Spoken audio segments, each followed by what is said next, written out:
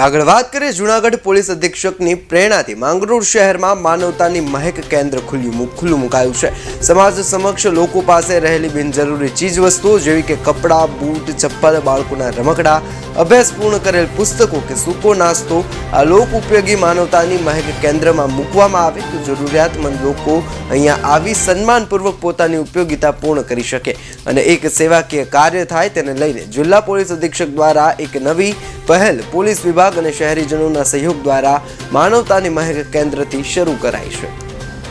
ગયા નવરાત્રિમાં જૂનાગઢ શહેર ખાતે માનવતાની મહેક જરૂરિયાતમંદો પોતાની ચીજ વસ્તુઓ સન્માનપૂર્વક લઈ શકે અને જેમની પાસે સક્ષમ છે એવા લોકો ત્યાં વસ્તુ મૂકી શકે આવા એક સંકલ્પના આજે માંગરોળમાં સાકાર થઈ। આ વિસ્તારના માનનીય ધારાસભ્યશ્રીની તથા આદરણીય મામા સરકારશ્રી આને સાકાર કરવા માટે જેમનો સહયોગ રહ્યો છે એવા દાસારામ બિલ્ડર્સના ભાઈ શ્રી અરવિંદભાઈ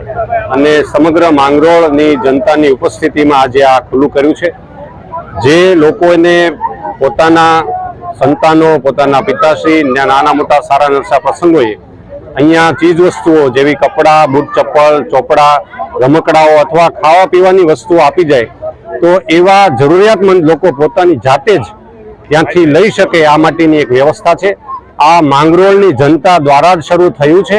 અને ભવિષ્યમાં એ માંગરોળની જનતા માટે જ ઉપયોગી થશે।